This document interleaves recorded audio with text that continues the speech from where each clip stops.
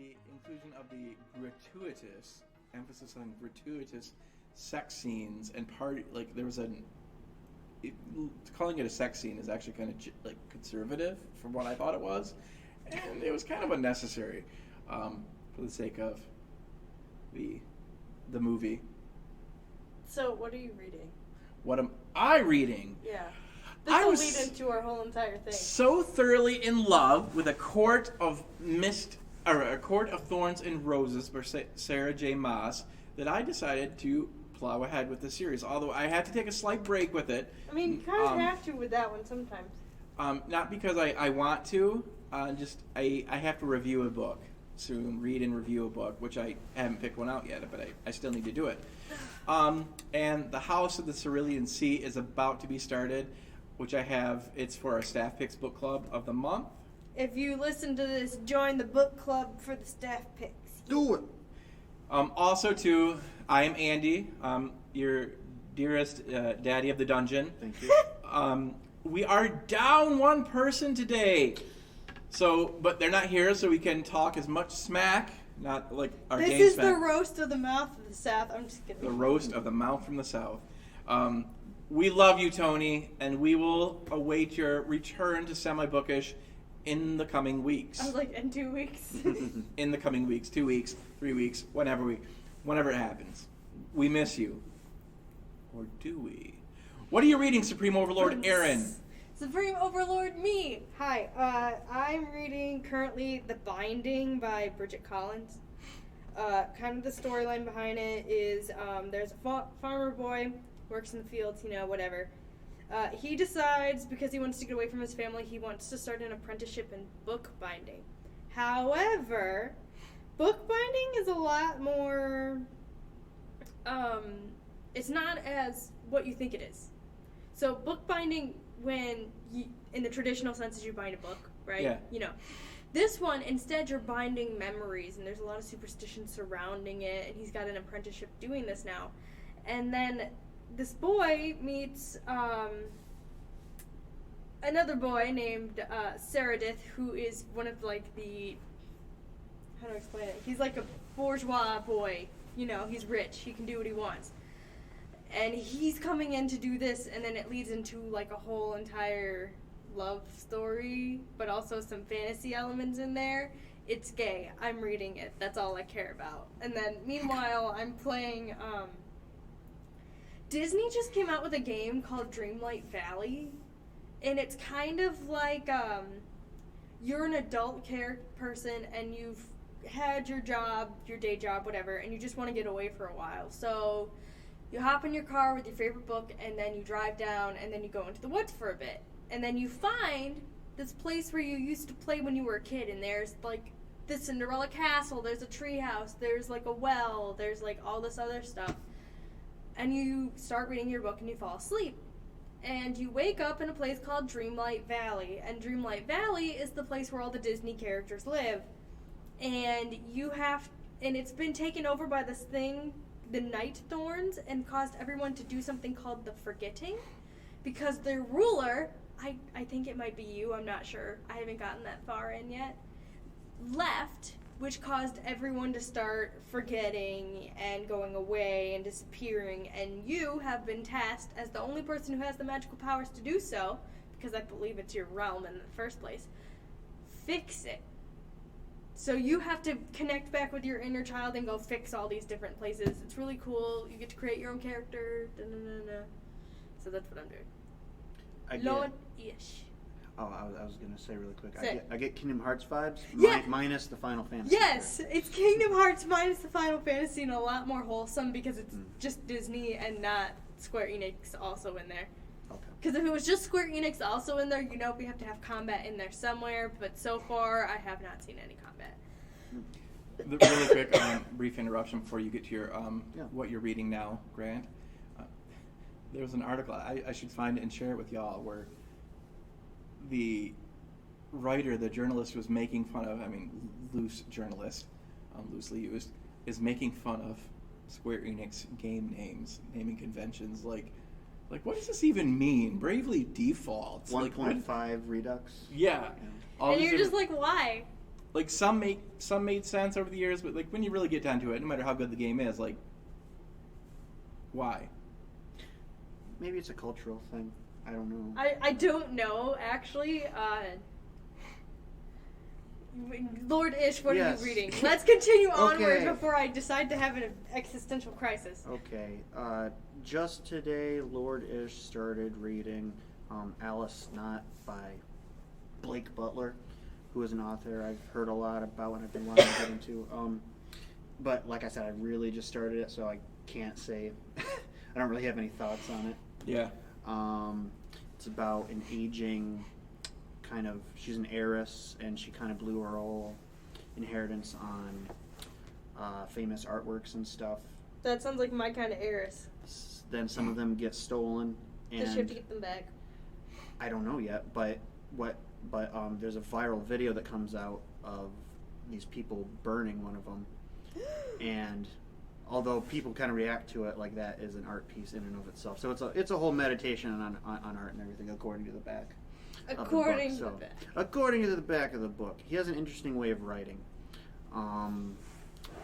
and piece by piece, I'm kind of going in, just pacing myself. I'm reading Destination Onward: The Story of Fate's Warning by Jeff Wagner. That sounds like a lot. It is. I mean, it's a biography of a band called Fate's Warning, who I think I briefly mentioned on like episode 3 or something. Can't remember. So the fact that you remember that far is a feature all in itself. Because I was reading another book by the same author, but I got one of the signed copies because I was one of the first 100 to order it. Woo! But yeah, it's just a biography of this band. They're like a top 10 for me. They're really interesting. Yeah, they're like a more cosmic experimental Iron Maiden. More cosmic experimental Iron Maiden. Yes, that's what I say. So we're going to discuss this on your episode, yes, right? Yes. You will definitely hear more about Fate's Warning on that episode. Side note, I really think you need to give the British metal band Manowar. Oh, I love Manowar. Okay, good. Manowar is great. Guy came into the library a few weeks ago, and I'm like, man, really? I've thought about them in like 3 decades. Did he have a shirt on or something? Yeah. Okay. And it was, and then he and I bonded because we're similar in age, similar. There's so much. I felt like I was geeking out with like an old homie from back in the day. But there's that. Also, a book I wanted to recommend. There's a movie, Monuments Men. Yeah. Ooh, yes. I really liked the movie. It was really fun, but and the book is infinitely more fascinating because it's a nonfiction. It's real life. It really goes into a lot more detail that the movie did not go into.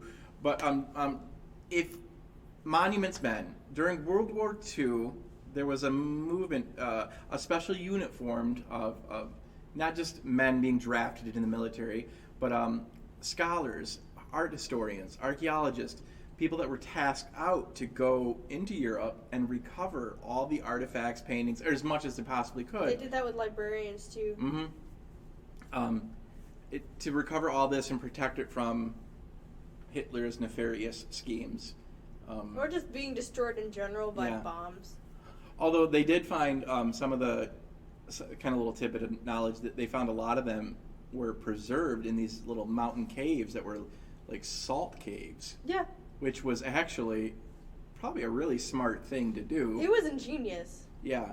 How they were preserved. Can we quote you in that area? The Nazis are ingenious? No. Okay, never mind. No! No! Okay.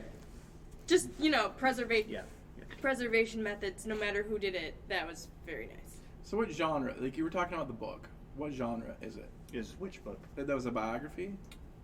The Fate's Warning book? Yeah. Yeah, it's like, it just goes through the band's history, from their, there was like a proto band before Fate's Warning was formed, and just how all the members got together, and they're kind of they're like one of the big four of like what's known as progressive metal. Like basically they take a more technical, they're just trying to do more interesting stuff with the genre, like bringing in different bits and pieces from different genres, just trying to create something cool, and on top of that they're just really fun. So okay. Yeah. and it's just really thorough, and there's interviews and stuff. So, yeah. So, dear listeners, I wonder what they would suggest to read for people. Right. Today's podcast, because we're a little low, we kind of brainstormed the topic for the day instead of progressing forward with the one that was geared towards Tony. When Tony comes back, we'll fix it, and we'll do that one. Tony is a resident scholar in Tolkien, so we need them present. But what we decided to talk about today is one of the most challenging aspects of the library job. And no, contrary to popular belief, it is not the sitting sores we get from reading all day.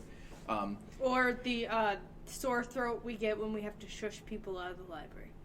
Which neither is truth. The toughest job I think we have, and at least it's the most intimidating for me, is reader's advisory. Oh, heck yeah. Really quick, definition. Definition of reader's advisory? Or a loose explanation. What is reader's advisory, Miss Erin?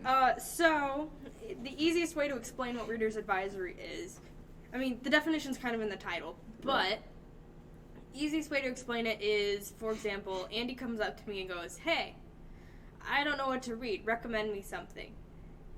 And then I, as the librarian in that moment, have to recommend to Andy, advise him on what books he might want to read from what I know of him. And this could be me asking Andy a whole bunch of different questions, such as, well, what did you read last? What are your favorite genres of books? What are books that you hate? And then if they kind of don't like to go off on tangents of what they like, which helps me as the librarian figure out what you want, then I ask questions such as, well, what TV shows do you like? Because sometimes asking about their favorite TV shows will give you good insight into what types of books they might enjoy based on that. And then as a librarian, sometimes you have to go with the smallest amount of information that you get possible, and you have to just roll with it. I found a book one time. It was blue. And it had a picture of a kid with a wagon on it. I read it back when I was like a little kid in 1962. Can you help me find it? That is essentially reader's advisory. It on the note, if you really are struggling with stuff like that, like you can't remember much of a particular topic, movie, book, concept, I don't know, whatever, go on to Reddit, look for the tip of my tongue. Yes. Yep, there is a whole entire Reddit where you They can may ask not be people. librarians, but they will forever be Google scholars. Yeah, they are amazing. I've tried to find obscure YouTube videos and that stuff. I haven't succeeded, but it's a good place. I found a good, like, there have been a couple movies people have asked for. They're just so hard to find. Like, it's ridiculous how hard it is to find. But you go in there, wait a day, maybe two, and then you come back. Like, I gave you the barest amount of information. But that's a whole nother topic. Reddit's for a discussion for another day. That's a rabbit hole. That is our rabbit hole internet discussion for another time. That should be an episode. It really should be. We should just have internet rabbit hole episodes. Oof. That could... Lake City Quiet Pills? Sure! That's a fun one. So Reader's Advisory, it's the idea of getting the right book into the patron's hands through a kind of a conversational discourse between the librarian, the library professional at the desk, and the patron in front of them. Do you engage in it much? Like, I feel like people, they ask us all the time. Like, do you have any fun stories, horror stories? Not really. I mean, just the other day I had somebody looking for a very specific book, like kind of in your example that they couldn't exactly remember who the author was or what it was about. They just knew that there was a horse in it. There's a horse. I know, but it was kind of in the area of like, I'm trying to think, like maybe Ellen. What's that author's name? Ellen Hilderbrand, kind of that style. Eileen Hilderbrand, that kind of thing. Eileen Hilderbrand, yeah. So we kind of worked through it. I haven't had any really bad examples of like run-ins. You guys have referred people, or maybe it was Andy. I referred people to you. Yeah. Like somebody wanted a horror novel for their that wife, was me. and I hooked them up with a Clive Barker one. And so I don't know. What about you guys? I've had a couple of like I can't remember the specific book in question, but I can remember an interaction with a patron where, and they still come talk to me about like what I'm reading. Oh, what do you think I should read? And then it's like hold on, because and this is a kind of a key strategy too. We have to be cautious of when we're doing reader's advisory that we're not just recommending what we want to read, because that's very linear and one-sided. Just like it may not be. It has nothing to do with them, the patron. It has all to do with you and your personal preferences. Now, I think there's nothing wrong with saying, I had read a good book, just in conversation. I read a good book, and if they express interest, then you recommend it, and then you're doing reader's advisory. It's like it's the difference between like a recommendation and a suggestion, because you might not even read the book, which is something we all do, because we have book page, book list, library journal. I also read AudioFile magazine. Mm-hmm. There's Tor. There's BookRight. All these different like sites that we get what's the latest and greatest on a particular from author, topic, genre, fiction, nonfiction, audiobook. But the horror story I can think of, like I can think of a specific person who still comes to me. But like one time I was so certain I read a book that they were going to love. I mean, everything they read previous to it. It was very similar? Yeah. Came back within a week. I hated it. I could barely even finish it. I'm sorry. You asked me. Never ask me again. But yeah, that's a horror story I've kind of had before where, I mean, we joke about the there's a cover. It's, Mm-hmm. That doesn't actually have to happen as often as you think. It's more of we get people coming in, and this is no knock to them because I do it all the time to myself anyways. Mm-hmm. It's, I want to read something. Okay, what do you want to read? I don't know. Pick me something. What do you like to read? I don't know, anything. Pick me something. And then you're like, oh my god, I'm going to just grab a box and throw it on the floor. Conveniently, there was a box in the room. Mm-hmm. I'll pick it up now. Okay, when you were walking in the room earlier, Erin, mm-hmm. I did throw out there one of my starter questions is one of my favorite questions. It's not a starter question. It's usually not, but I really like it to kind of get a vibe of what they're reading. Mm-hmm. What's a book what is a book, or what are books you like to recommend to everyone? Like when the person says, I don't know, I'm not sure what I'm in the mood to read. Well, what are books you recommend all the time? Depends on the person. It depends on the vibe I get. Yeah. A lot of times I go by the vibe that the person gives me. So, for example, my mom does this all the time. So I give reader's advisory to my mom on my off time because that's just how I exist. And I'm a nice daughter, and that's what I do. And sometimes she'll go, oh, I really like... we were talking yesterday about Mennonite fiction, which is basically Christian fiction, but it's set in an Amish community. This is a really actually big subgenre of Christian fiction in general, to the point where it is one of our more popular genres that people check out in our library. And so I was talking to her about how I, as the adult purchaser of books now, knew that we didn't get a lot of it, and I wanted to add more in because I knew people were asking for it. And so I was literally going to all the different Christian fiction publishing houses and going through combing through their stuff, going, okay, so what's coming out soon that I can put into a cart now? Yeah. And she was like, oh, well, I really like that stuff. And I was like, okay, so which ones do you like? And she was like, I don't know. So I immediately, just off the vibe she gave me, went to the most popular one. So I was like, here's some Tracy Peterson, here's some Wanda E. Brunsetter, there you go, congratulations.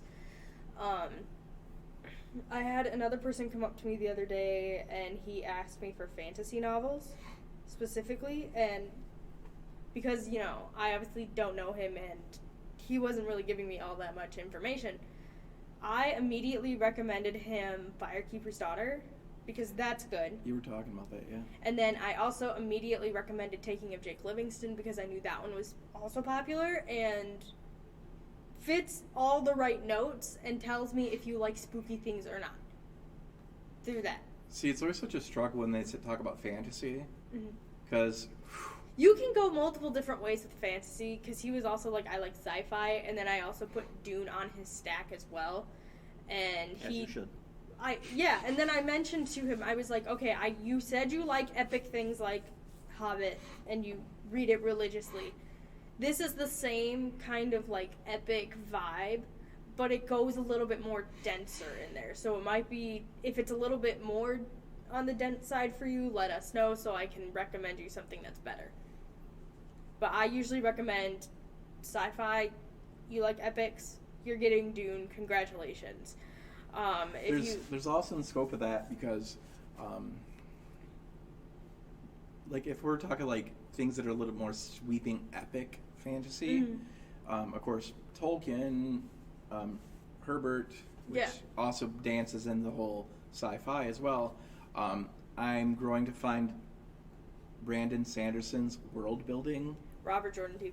Robert Jordan they're just insanity. Both of all of those have some really insane, intense world building, and you can always rely on those because people will always get into them. And then if they do, you can always recommend them something similar. So I usually like to start people on the first of a series or a book. Yeah. Something that's either A, lighthearted, or B, really gets in there, depending on how you vibe. Because it lets me know how much you like horror things, how much you vibe with really dense material, or if you prefer more lighthearted material. So usually when somebody asks me questions, I usually try to give them one on each end of the spectrum. So I give them two. And it could be something like a Lena Castillo and a Ace of Spades style, suspense novel, if they like those. And then I throw those in and I go, okay, tell me which ones you like. And then they give me more feedback, and it helps me decide, okay, do I go to the more nitty-gritty CIA thrillers, or do I go down and make this more cozy, somebody just accidentally thrown into this, or do I go the unsuspecting person gets thrown into a serial killer moment, stalking thing. Right. And it always just depends. Which you said earlier too, and we'll shift a little bit to horror and psychological because it's kind of interesting to talk about that because that's a genre that I defer to you. Psychological, kind of messed up horror. I know you said before you're not the horror person, but you and Megan are, for me. I guess out of the people that work here, we're probably most in that territory. But yeah, you said something about the TV show because that's something I ask sometimes too. Is what's a TV show you watch? But I don't watch a lot of TV, so I don't relate to that as well. What are movies you like to watch? Yeah, I mean, I don't exactly watch TV shows or movies all the time. So when I ask people that question, I'm usually asking them that because, one, it gets them excited, and two, they can tell me, if I don't know what it is, let's say it's a movie that I have not heard of or a TV show that I have not heard of and I don't know what genre that is, I can ask them, and it usually gets them started because they'll start talking about it, and then they'll start talking about another TV show, and sometimes that just spirals. Let's say I ask Tony, I'm like, all right, so what shows do you like to watch? And they started rambling on about the fact that they're watching Rings of Power and Game of Thrones right now. I can immediately roll off of that and go, okay, I can see you like more epic things. Here, try these. Yeah. Or if somebody else looks at me and goes, I like Handmaid's Tale, the show, and then Killing Eve, I can give you more dystopian, thrillery type things that are going to make you want to throw the book on the wall. So... Not quite out the window. Not quite out the window, but at the wall. I was thinking in the vein of horror and stuff, if someone were to say, yeah, I really like Texas Chainsaw Massacre or The Saw or, something to that effect, I'd be like, okay, you want a little more... Slashery, even pulpy. Mm-hmm. That's where my mind... Again, it's not my jam, so Grady jump Hendrix, in. maybe? Probably The Final Girl. That's who I was going to bring up. Or, who's Zadie Smith? She recently wrote the... Was it Zadie Smith who wrote the girl... The other black girl? Yeah. Oh, I'm thinking... I don't know why her name... Which, that turn... That's like Get Out. Mm-hmm. So that I haven't read it. So. But then I'd also maybe try it around and turn Richard Osman or Anthony Horowitz, who are both very big murder mystery type people. Mm-hmm. That have a little humor in there and can get a little campy if you really want. But they want the grand sweeping horror? Yeah. Where do we go? Stephen King is one that comes to mind. I mean, maybe he's a little cliche, but... I usually throw in a little bit of Josh Mallerman in there, too. I think it's Mallerman. What did Josh Mallerman write? Bird Box. Oh, okay. Oh, yeah. I forgot about that. I usually throw a little bit of Bird Box. He writes some other things, too, and we do have all those... not a lot of his stuff, but we have some of his other non-Bird Box things upstairs, so I can throw those in the cart and be like, read it. I'm really excited for a couple of horror novels that I put in the cart for next month. Which ones? White Horse. Is it White Horse? One is Lux, and Lux is supposedly like insanely good. White Horse is a new one by Erica T. Worth, which is supposed to be one, and then there was like, it came on a pale horse, which is, horse related, but not really. It's a book. There's a few others, and I don't remember what they are off the top of my head because they're in my cart and not in my brain at the moment. But fiction, if I can type word, releases October 2022. I can tell you what's coming out. Thank you, Tor, for showing up and showing out. If you like fantasy, Tor.com is a site you need to bookmark. Mm-hmm. Science fiction and fantasy. Heck yeah. It is a good website. I totally had a question. Oh, Jackal's a good one that's coming out too. Jackal. God, where is it on here? Because I'm literally just like looking at these right now. But Jackal is a good one. It's a small town, like Rust Belt town. There are 2 black girls in this whole entire town, and one of them has gone missing during a wedding. And the only other black woman in the town notices a pattern with this and is trying to figure out what's going on before she gets kidnapped. Yeah. Because it'll follow the pattern. And so that's a real good one that's coming out that I'm excited for. Okay, actually, this is... If we go down a little bit more from, like, if we think more meta knowledge about what people like to read, like, okay, what did you read? Okay, like horror, and maybe we think horror or fantasy or science fiction or whatever. Mm-hmm. Oh, here's what's hot in this thing, like in this particular that genre, and here's what's leading. Or do you want fantasy like heavy or fantasy light? Do you want whatever? I have found books that I like simply because of the use of language in them. I can think of a book I hated despite the fact that the language is beautiful. Lauren Groff's Fates and Furies. Beautifully written book. I hated it. I mean, I know that sounds a little counterintuitive, like the language use. But like at the end of it, I'm like, okay, another example would be Starless Sea. I think the writing was literally a beautiful thing, but I found myself not caring. Just not caring. Whereas in other books that I think I'm trying to think of where the language is just dripping with beauty. I mean, a lot of smaller books have that. Tender's the Flesh, that's one I've been kind of bringing up to different people recently. Yeah, I literally just checked it out to somebody today, and I looked at it and I went, Andy recommended you this book. She's like, I don't know how well I'm going to deal with it. Did you read it? And I'm like, I haven't had the time yet. And she's like, is it because is it too much for you? And I was like, no, it's because I'm in grad school and I don't have time. I hope that patron, I know who you're talking about because I saw it and I was like, hee hee hee hee hee. It's a heavy book, but like the language was beautiful. The language is beautiful. And that's a kind of a consistent thing with Fahrenheit 451. Have you read it before, Grant? Yes. Okay. He's descriptive. Like, but it's one of those interesting things, like, he's so descriptive to the point where, like, every now and then I'm like, all right, Ray, you need to chill on this lengthy sentence. But then you realize he put this powerhouse of a book together, and most of his books are powerhouses to me, even the pulpy ones, because the language. Mm-hmm. But he put together this powerhouse of a book in 175 pages. That was just incredible language.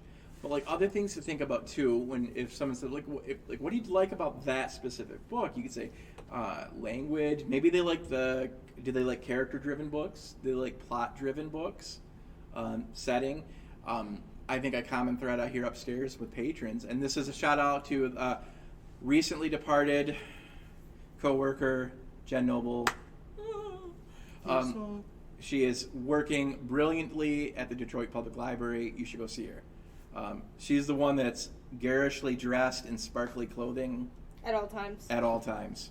She probably wears the sparkly shoes to sleep at night. Amendment, it's not Lux, it's called Loot, and it's by Jennifer Thorne. Okay. It is Wicker Man meets Final Destination. Okay. And then the other one that I was talking about, it's not, it came in on a pale horse or whatever.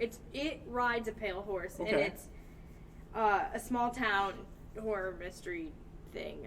And then the other book that I was talking about that I thought was going to be very fun is The Hollow Kind by Andy Davidson.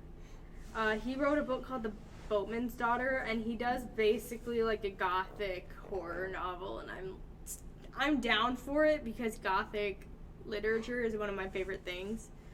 And then the other one that not that I'm probably going to get right away, but it's interesting, and I don't remember where it is Sign Here, and it's by Claudia Lux, which is why that I couldn't remember who it was. And it's about a guy who works in hell, literally.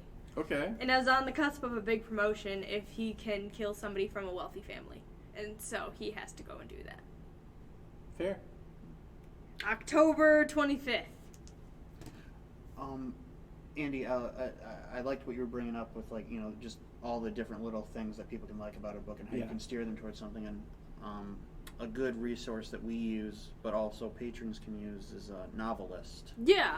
Or is that what it's? Yeah, Novelist, right? Novelist Plus. Yeah, because you can get really, really in depth with the descriptors on that. Like, say you click on a random book and it has like structurally dense. You check mark that. You click the things you like about this book, and then it'll show everything else in their, collection.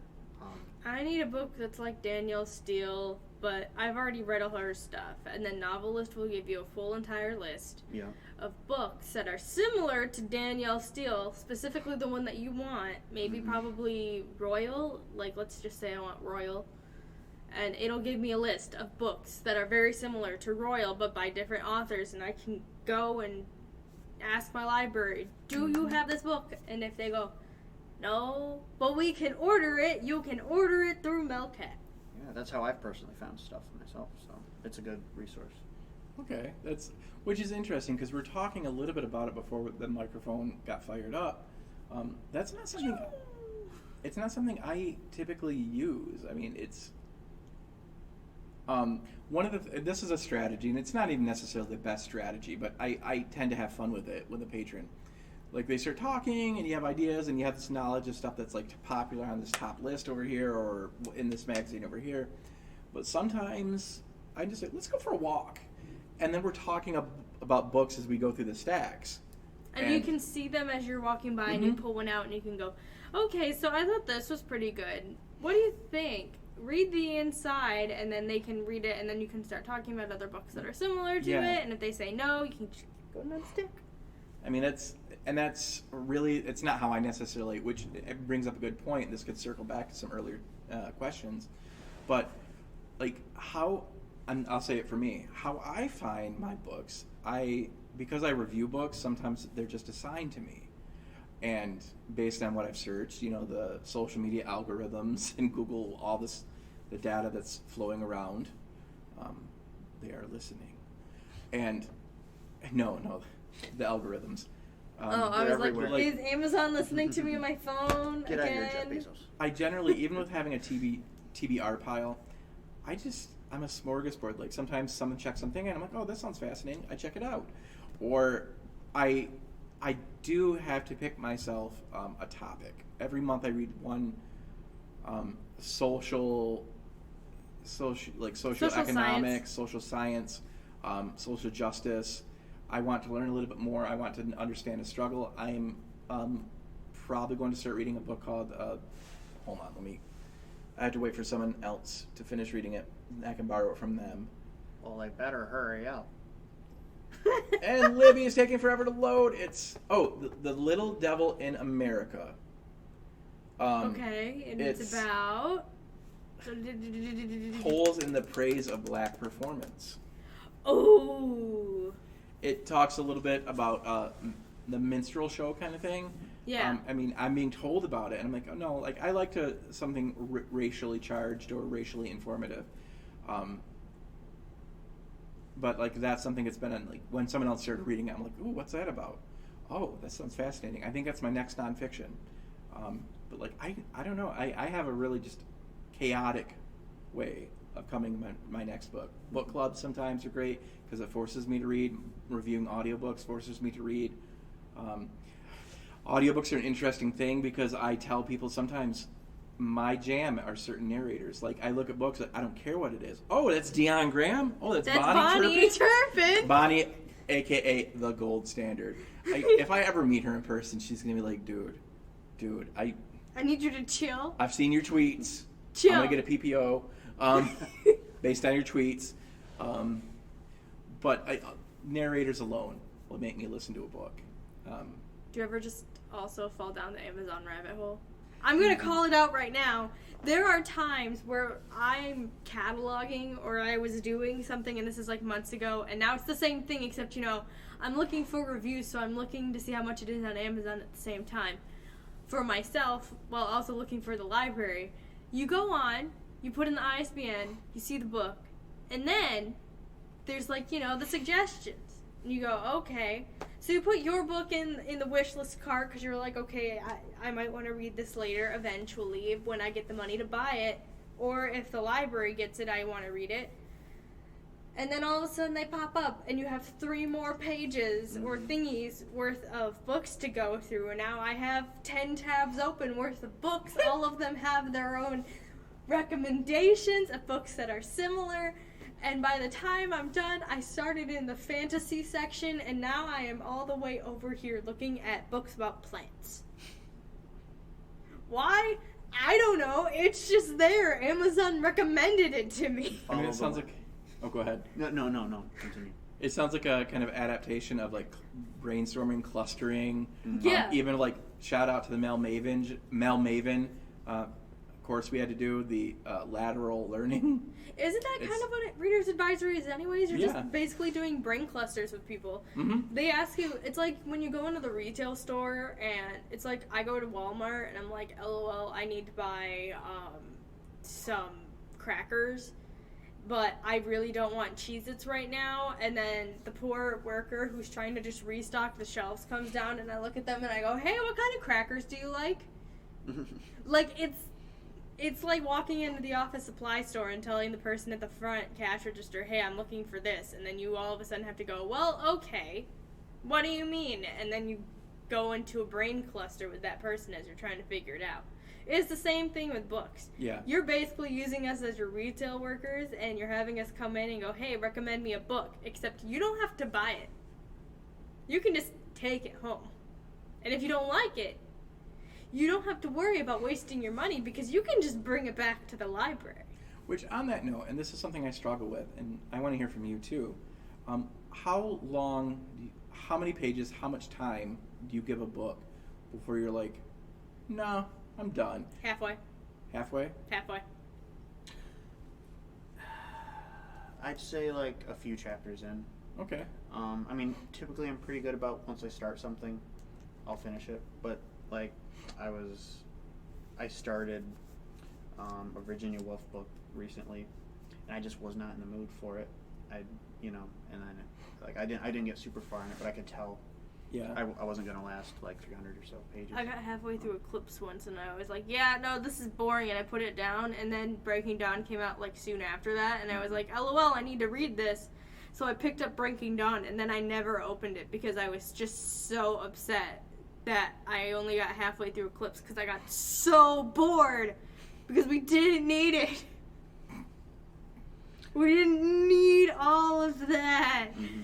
But, If I get through a book and I get bored halfway through, like, it doesn't give me the throw it against the wall moment at some point in the beginning, no. Mm-hmm. Sorry. And I can appreciate a slow burn. Like, I love slow burns. Yeah, but there has to be something that you have to have snatches me. you. Yeah, you have to have me suspended in there, because that's where the throwing the book at the wall moment goes, because you're like, okay, now kiss to the slow burners, and then they get like 2 chapters further ahead and they still haven't done it yet, and you're just like, I'm about to flip this table onto the ground, and then it's like 10 more chapters later because I'm invested, I want to see this happen, and it doesn't until like the very end, and it keeps me in there. Do you have a preference on like fast pace or slow burn? Somewhere in the middle. Okay. It depends. So in my fan fictions that I read often instead of normal books, because that's just how I am as a human being, I can appreciate both fast-paced and slow burns. Mm-hmm. It always just depends on what kind of mood I'm in that day. When I was younger, one of the first very long fan fictions I ever read was a BBC Merlin fan fiction that was 300 and something chapters long. It was that long in terms of, they could probably split it up into like 5 different books and it would work. I got halfway through it and I was like, okay, this is fine, but then Merlin was ending and I was just like, okay, no, I don't want to read this anymore. But instead, I read a 92 chapter fan fiction and I considered that fast paced. Okay. But if it is a cracky, for those who don't know, crack is the term for it is very funny, it is very parody, and it is whose line is it anyways, and all of the points don't matter, is how a crack fic should go. If it's one of those, I am down for it being super fast paced, because it just gets right into it and it's hilarious and I'm cracking up and I'm dying on the floor. But if it's a slow if it's a serious, I like it when people take it and they world build upon that, and they go a little bit slower, because if they go a little bit faster, I'm like, this is going way too fast and I don't understand why we decided to have this moment in chapter 5 when you should have done it like 2 chapters later. But if it goes too slow, then I'm like, you should have done this like 5 chapters ago. I wanted to see Harry yell at Dumbledore 5 chapters ago, and you had to do it now. You could have done it like ages ago when they were having an argument, and I was waiting for it, and then you decided to do it out of nowhere, but you decided to do it very choppily in this chapter when it would have fitted perfectly back there. So fast-paced or slow burn? I like a little bit of both. I mean, I'm trying to think of some slow burn books I picked up lately, and I'm really struggling because I feel like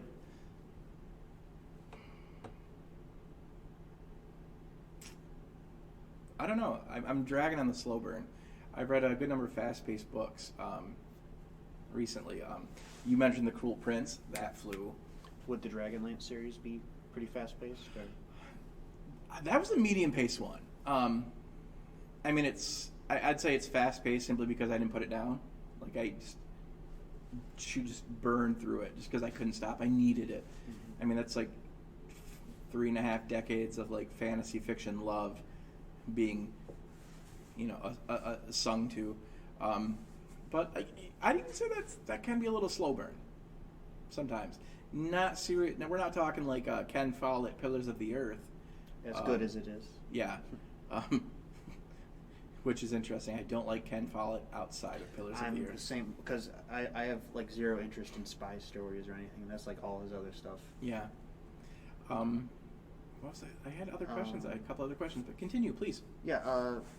As for me, I mean, I'm kind of just adding to what everybody else said, but like, it depends on the book. Fast-paced, slow-paced.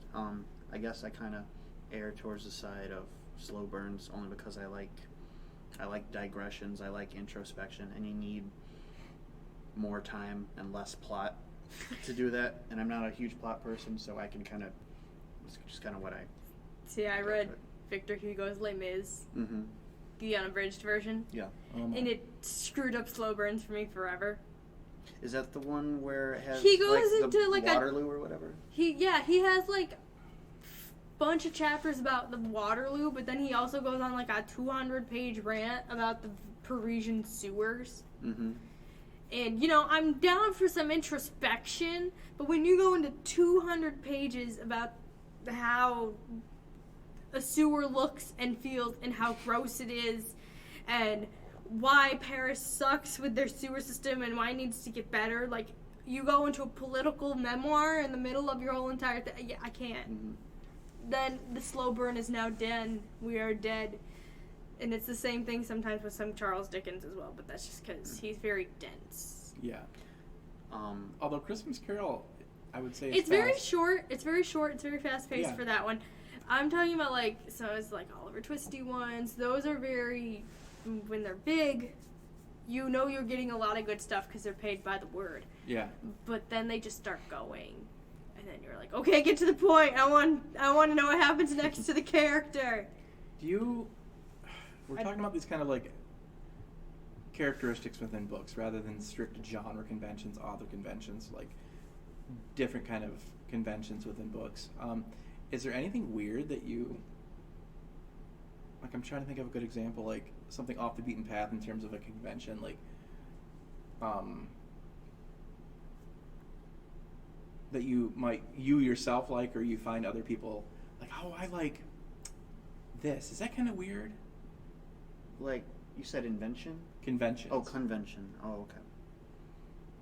Like, you like a convention, or no, like let's say you have somebody come up to you and you go, I really like this book because it has XYZ. Is that weird? Oh, okay. Yeah. I don't really have any. Granted, I've read some pretty gnarly things because I read creepypastas and SCPs for fun. Yes. Those can get pretty gnarly. I almost decided I didn't buy it, but I almost splurged for myself on the whole SCP collection. Because they're turning it into a book series, like book collection of all of them. If they did a creepypasta version, I would get that one probably in a heartbeat, just because some of those are kind of psychologically damaging. No, honestly, I kind of look for stuff like that. Yeah, It just, it's, some people I do seek out horror movies. So. I do need to bring the copy. I think Loria's going to borrow it too.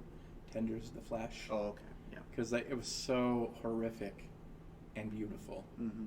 Just at the same time. And I plugged it last episode because it was what I was reading, but I think I kind of undersold it. It was... You undersold something? I undersold it, I think. Amygdalatropolis by B.R. Yeager. Okay. That's a tragedy. You should never undersell something. I'm just kidding. If we're on the topic of, like, messed up stuff, because it does get very messed up. But it also gets into, like, philosophy and stuff. And... I don't know, just kind of, it tells its story in a way I haven't really seen done exactly like that. And like some other conventions that I kind of look for, I really like nonlinear stories, or at least fractured stories to some extent. Okay. Maybe seeing it from different people's perspectives, which is why I really liked the Faulkner books I've read this year, because he does a lot of that. What about you, Andy? I don't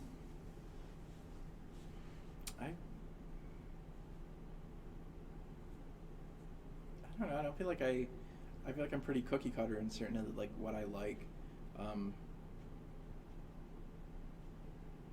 So like to that end, like, I mean, I like my heart to be ripped out. Mm-hmm. I do, but it's not usually what I go for first. It's not usually when I start creating that list of what I'm going to go for. Really, I'm going to deviate a little bit because we are running short on time. We are. Yeah. It's so weird. I thought this was going to be so much shorter today. Something I'd like to add, and this is two final thoughts about the topic of reader's advisory. One, and I am better than I used to be. As a library professional, I don't think I was ever this bad, but I had to go through a growing process in my adult life. Not being such a butt face and judging like my nieces and nephews for what they're reading, because really at the end of the day, they're reading. That in and of itself, from a family who we're not my family, we're not readers. I've always been.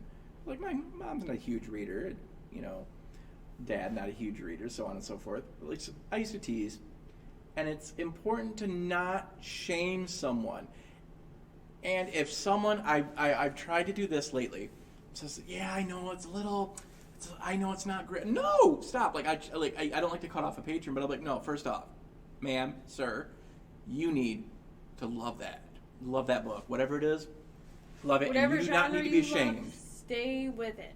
If that's your favorite thing to read, that's the best thing for you. If you only want to read those 5 specific books, because that's what gets your rocks off in terms of reading, you sit there and you'll read those 5 books over and over again. I don't care if you're on the subway in New York City holding it up for the world to see. That's what you're reading. That's what you're reading. Like, it's fine. Because there are a lot of people out there that will hate on you for reading that. They probably don't even read a book. Judgmental there. That was a little... But anyways, there's that. And then I also wanted to say, like, what do you think the success... How do you measure success of Good Readers Advisory? I mean, I have my thoughts. When they come back to me and they tell me either they like it and they want more, or if they tell me they don't, and they tell me what they don't like about it so I can help them further along by suggesting them, either redirecting them to you or Grant or to Tony, you know, or redirecting them to a different novel that they could enjoy. Yeah. Readers, I hate to say it this way, but you'll understand as soon as I say it. Reader's Advisory is kind of like playing a game of Russian roulette, or your axe throwing against a wheel. Yeah. They're kind of telling you what they like, and it's the wheel going around and around and around. And the book that you're suggesting is the axe, and you are literally throwing it at the wheel, hoping that it sticks. And then if it does, great, 10 out of 10, you can suggest other books that are similar to what you just threw at them. Mm-hmm. But if it's not, also great, because then you can turn around and you've learned 1, more about your patron. 2, if we don't have anything, like let's say they're reading things and you just can't find what they like, and that we don't have it here, you can always suggest it to the person who's ordering your books for you to buy that book. Hey, I'm right here. Or you can ask to order it on Melcat, and we can try to get that in for you. Like, it's a game, it's a collection development tool. Yeah. Because not only are you, like, successful Reader's Advisory not only helps you, but it also helps us, because it gives us an idea of, 1, what you like, so we can suggest better books to you, and then 2, it gives us an insight as to what our patrons are actually reading, and it helps us determine what books we should be purchasing for you to read. And that's how I consider it successful, is if they come to me and they tell me if they like it, and they don't. If they don't come up to me or one of you guys and says they like it or dislike it, then I consider it a fail. Because I feel like if they come up and they go, I hated this book. Okay, let's find you something different. I loved this book. Let's find you something similar. If they don't tell you, you're like, I don't know how to help you now. Sorry. I'm going to piggyback on that, because what my kind of metric for successful Reader's Advisory is that they come back to you. Yeah. And that they come back to you for more conversation about what to read. Even if they hate it, they come back to you. They come back to you. And that they feel that they're in a safe space to explore other reading options. And I feel like we've seen some good growth in terms of the safe space factor. As pertinent as how it is right now in the library world, in the kind of socio-political spectrum, when we see people like, oh, I want a character with, like, gay relationships. Gay Bring fiction. it. Give like, me. Yeah. Like, thank you for asking about it in this library, that you feel safe you can ask that. Mm-hmm. Now that we've covered that, let's get you that, I was going to say, expletive. Let's get you that. I'm going to get you that gosh darn book. Great book. But yeah, this was more fun than I anticipated. Like, we weren't laughing loud. I don't have a smack for you. We don't have a smack today? That's a But, oh. That's a smack.